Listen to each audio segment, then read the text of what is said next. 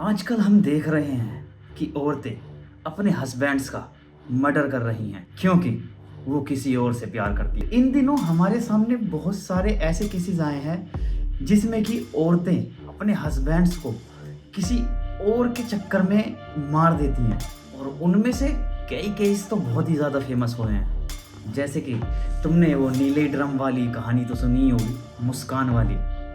आखिरकार उसकी love marriage थी, लेकिन फिर भी उसने किसी और आदमी के चक्कर में आकर अपने ही हस्बैंड का मर्डर कर दिया। कई ऐसे केसेस हैं जो हमारे सामने आज के टाइम में आए हैं। आज हम एक ऐसे ही केस के बारे में बात करने जा रहे हैं जिसने किसी और आदमी के चक्कर में अपने ही हस्बैंड को मारकर अपने ही घर की जमीन में 4 फीट नीचे गाड़ दिया। ये वो केस आया है मुंबई के नाला सुपारा रहने वाले एक छोटे से परिवार का, जिसमें पति विजय चौहान और पत्नी चमन चौहान और गुड़िया चौहान, उसको प्यार से लोग बाग गुड़िया भी बोलते थे, और उनका एक 7 साल का बेटा भी था। इन दोनों की शादी आज से लगभग सन 2015 में हुई थी, यानी कि आज से लगभग 10 या 11 साल पहले। शादी के कुछ समय तक तो सब कुछ ठीक चल रहा था, दोनों के बीच सब कुछ बढ़िया था। शादी के कुछ टाइम बाद इन दोनों के झगड़े शुरू हो जाते हैं और झगड़े बहुत ज़्यादा शुरू हो जाते हैं। लेकिन इन्हीं झगड़ों के बीच एंट्री होती है इनके ही पड़ोसी मोनू शर्मा की, जिससे कि गुड़िया को प्यार हो जाता है। मोनू केवल 20 साल का लड़का था और गुड़िया उससे 8-9 साल बड़ी, यानी कि 28 या 29 साल की एक औरत थी। मोनू पढ़ाई में बहुत ही अच्छा लड़का था। मोनू BSc ITI की तैयारी कर रहा था, जिसमें सेकेंड ईयर में 95% सेकेंड ईयर में लाया था। हम किसी को जज नहीं कर सकते कि उसके अंदर कौन सा तूफान उठ रहा है। ऐसे ही मोनू के साथ में हुआ। वो पढ़ाई में बहुत ही अच्छा लड़का था, BSc ITI की तैयारी भी कर रहा था और बहुत अच्छे नंबरों से पास हो रहा था। यानी कि मोनू अपनी लाइफ में बहुत ज़्यादा बिजी था और आने वाले टाइम में अच्छी कामयाबी पाता, लेकिन वहीं वो गुड़िया के चक्कर में फंस जाता है और अपना पूरी ज़िंदगी बर्बाद कर देता है। हर रोज़ विजय सुबह 7 बजे काम के लिए निकलता है और रात को 9 बजे घर वापस आता है। अब इसी बीच जिसका फ़ायदा ये दोनों उठाते हैं और उसके जाने के बाद दोनों सीक्रेटली रोज़ मिलते हैं। लेकिन कुछ टाइम बाद विजय गुड़िया के फ़ोन में मोनू की चैट्स पढ़ लेता है और उनके कुछ प्राइवेट फ़ोटोज़ देख लेता है। इसी के चलते उन दोनों में बहुत ज़्यादा झगड़ा होता है। तो बात यहाँ तक पहुँच जाती है कि वो गुड़िया को डिवोर्स देने की बात करने लगता है। लेकिन गुड़िया और मोनू डिसाइड करते हैं कि वो विजय को मार देंगे और एक दिन फुल्ली प्लानिंग करके वो विजय को मार भी देते हैं। अब कई दिन बीतने के बाद विजय के भाई अजय और अखिलेश उसका फ़ोन ट्राई करते हैं। उसका कई दिनों तक फ़ोन नहीं लगता है, लेकिन जब उसका फ़ोन नहीं लगता है तो अजय और अखिलेश विजय के घर जाते हैं और घर जाने के बाद वो देखते हैं कि विजय घर पर है ही नहीं। गुड़िया उनसे बोलती है कि वो कई दिन पहले काम के सिलसिले में कुर्ला गए हैं, हो सकता है इसी वजह से उनका फ़ोन नहीं लग रहा है। और अपनी भाभी की बात ओबियसली वो अपने पति के बारे में क्यों ही झूठ बोलेगी, तो वो अपनी भाभी की बात मानते हैं और वापस घर चले जाते हैं। लेकिन अखिलेश और अजय को शक तो तब हुआ जब 2 हफ्ते बीतने के बाद विजय का कोई अता पता नहीं था, ना ही तो वो घर आया था और ना ही उसका फ़ोन मिल रहा था। अब इसी बीच में एक बहुत ही शॉकिंग बात होती है कि अजय और अखिलेश गुड़िया का फ़ोन मिलाते हैं, लेकिन गुड़िया का फ़ोन भी अब स्विच ऑफ आ रहा था। तो यहाँ से उनका शक और भी ज़्यादा गहरा हो गया। तो वो डिसाइड करते हैं कि वो वापस विजय के घर जाएंगे और चेक करेंगे क्या माजरा है। अब अखिलेश जब घर पहुँचता है तो उसको मिलता है घर में लगा हुआ ताला। घर में कोई भी नहीं था, ना तो विजय का कुछ पता था और ना ही पता था गुड़िया का।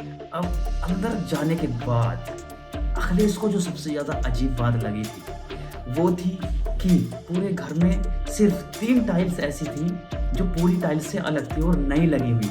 तो अखिलेश को यहाँ पर शक होता है और वो टाइल्स को तोड़कर वहाँ पर गड्ढा खोदना चालू कर देता है। जैसे जैसे वो गड्ढा खोदता है तो बहुत ही गंदी स्मेल वहाँ से आने लगती है।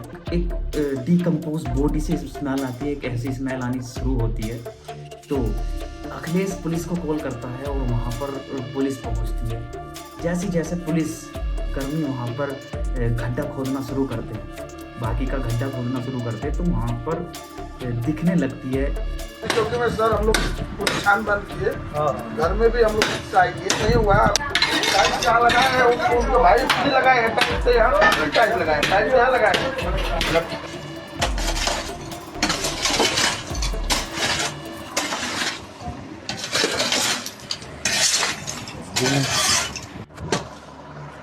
बहुत बहुत पहले का घर है। अब उनको हाथ से निकालो जब पूरा हाथ से निकालो हो गया है।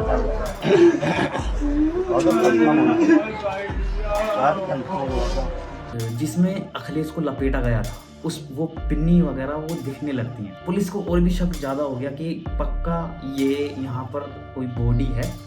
तो पुलिस ने जैसे जैसे खोदा, शक तो तब पक्का हो गया जब उन्होंने खोदा, जब विजय के कपड़े वहाँ दिखाई दिए तो पूरी तरह से शक यकीन में बदल गया कि वो विजय की बॉडी है। और विजय की बॉडी मिलने के बाद सबसे पहले शक जो गया, नॉर्मल सी बात है कि गुड़िया पे ही गया, क्योंकि वो कई दिनों से गायब थी और ना ही तो उसका फ़ोन मिल रहा था और ना ही उसका अता पता था। लेकिन दूसरी जगह सबसे ज़्यादा नोटिस करने वाली जो बात थी, जो कि वहाँ के लोगों ने नोटिस किया था, मोनू।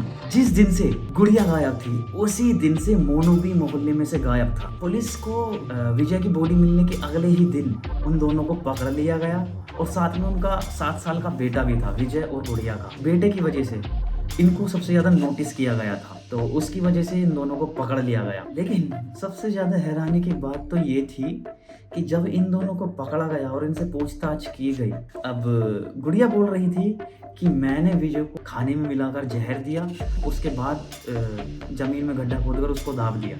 उधर मोनू बोल रहा था कि गुड़िया किसी काम से बाहर गई थी और उसके बाद विजय से मिलने गया था उसके घर पर, जिसमें मैं बात कर रहा था विजय से और विजय अपना आपा खो चुका था। उसी बीच में दोनों की मुठभेड़ हुई और मोनू ने विजय का गला घोंटकर उसकी हत्या कर दी। लेकिन पुलिस को यहाँ पर कुछ समझ में नहीं आ रहा था, क्योंकि ये हो ही नहीं सकता था कि विजय को अकेला मोनू मार सके, क्योंकि विजय के मुकाबले मोनू बहुत ही ज़्यादा कमज़ोर था शरीर में और विजय उससे डबल था। ऐसा हो ही नहीं सकता कि विजय को अकेले मोनू ने मारा हो।